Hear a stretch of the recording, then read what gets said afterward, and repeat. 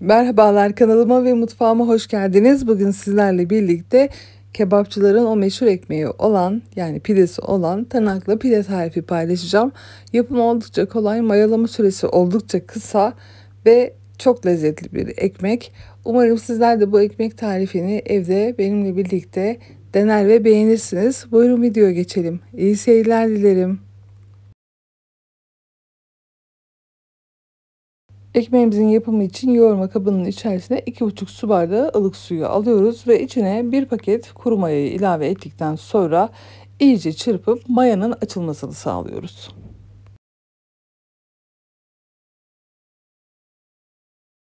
Maya iyice açıldıktan sonra üstüne 5 su bardağı unu yavaş yavaş ilave ediyoruz. Ben önce bir miktarını ilave ettim ve ilave ettikten sonra bir tatlı kaşığı tuzu da ilave edip çırpmaya başladım ve geri kalan unu da bu esnada ilave edip hamuru toparlamaya başladım. Bu tariften istediğiniz sonucu almak istiyorsanız mutlaka kullanacağınız unun cinsine dikkat etmeniz gerekiyor. Kesinlikle baklavalık ve böreklik un olmamalı. Çok amaçlı ekmek, kek, pasta unu olması gerekiyor. Buna dikkat ederseniz güzel sonuç alırsınız. Hatta mahallenizin fırınından da un satın alabilirsiniz rahatlıkla isteyerek size un vereceklerdir.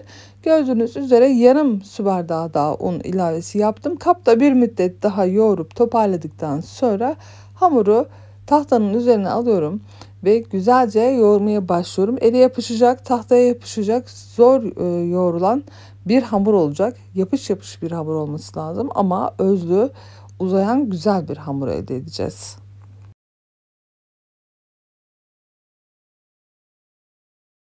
Evet, hamuru masanın üzerine alıyorum. Yaklaşık 15-20 dakika hiç usanmadan yoğuruyorum. Yırta yırta, uzata uzata hamur böyle sakız kıvamına gelene kadar bu işlemi devam ettiriyorum. Güzel yoğrulmuş hamur güzel ekmekler demektir.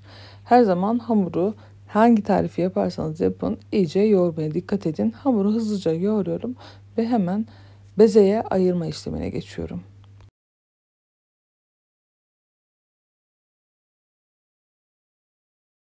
Evet, 15-20 dakika boyunca bu şekilde hamuru yoğurdum. Hala yapışkan bir hamur gördüğünüz gibi.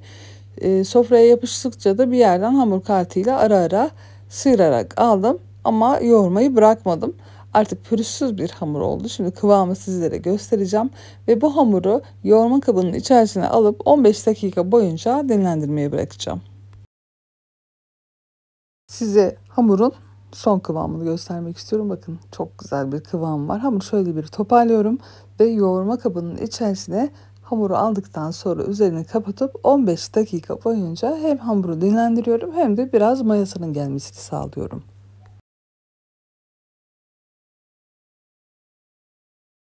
15 dakikanın sonunda hamur yeterince dinlenmişti ve bakın gördüğünüz gibi bir miktar mayası gelmişti ve daha güzel, daha uzayan bir hamur elde etmiş olduk. Şöyle hafif yoğurarak hamurun mayasını alıyorum ve un serpmiş olduğum sofranın üzerine hamuru aldıktan sonra bezeleri ayırmaya başlıyorum.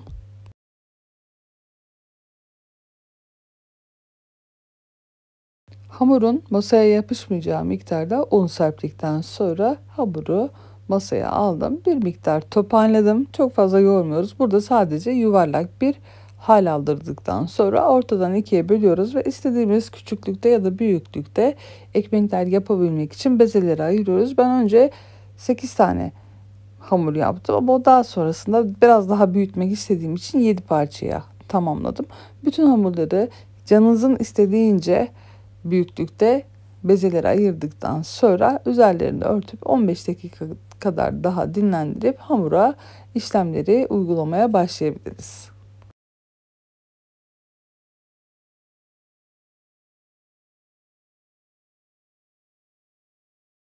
Evet, bütün bezeleri hazırladım ve bir tabağın içerisine bir miktar un serptikten sonra bezeleri bu tabağın içerisine alıp üstüne poşet geçirdim. Yine 5-10 dakika kadar bu şekilde dinlendirdiğim hamurların üstüne süreceğim harcı hazırlamaya başladım. Mutlaka belli aşamalarda hamuru dinlendirirsek hem hamura işlem uygulamamız hem de sonucumuz daha güzel olacaktır, daha kolay olacaktır. Hemen hızlıca şimdi bezeleri tabağa alıyorum ve sizlerle birlikte üstünün bulamaçını hazırlıyorum.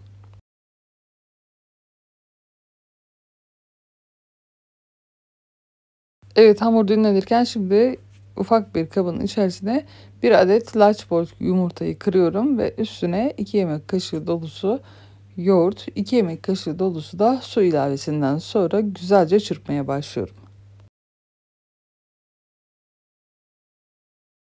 Evet, artık bulamaç yani şifamız hazır. Şimdi bir kenarda yaklaşık 10 dakikadır bekletmiş olduğumuz bezelere işlem uygulamaya başlıyoruz.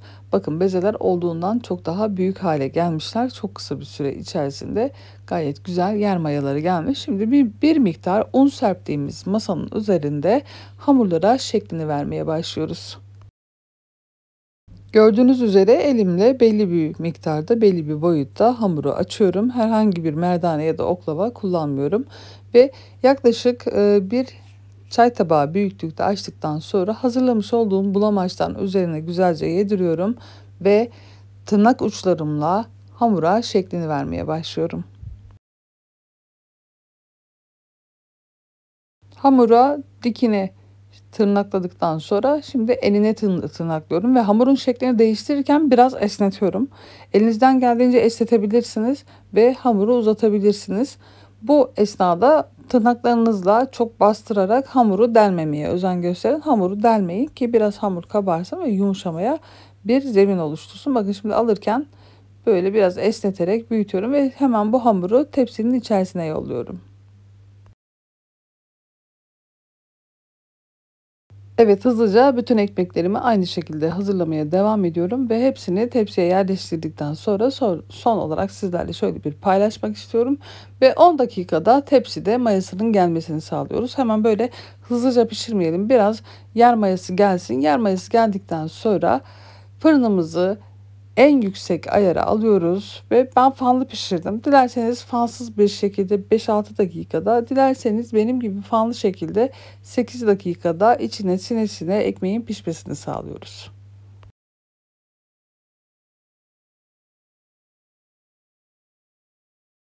Evet, ekmeklerimin tamamı hazır. Üçerli gruplar halinde tepsiye sığdırdım. Çok fazla kabarmayacağı için birbirlerine yapışmayacaklar. Şimdi 10 dakika bu şekilde dinlendiriyorum ve fırını ısıtıp güzelce sıcak hale getirdikten sonra ekmekleri fırına yollamaya başlıyorum. Evet, ekmekler dinlenirken bir taraftan da ben birkaçının üzerine susam ve çörek otu döküyorum. Susam ve çörek otunu döktükten sonra hamurların üzerine, tepsinin üzerine bir sofra beziyle kapatıyorum. Dinlenme sürecinde biraz daha kendi ısısıyla daha güzel bir şekilde kendini salsın diye mutlaka üstünü örtüyorum. 15 dakikanın sonunda en yüksek ayarda fırını çalıştırıyorum ve sizlerle birlikte ekmekleri fırına yolluyorum.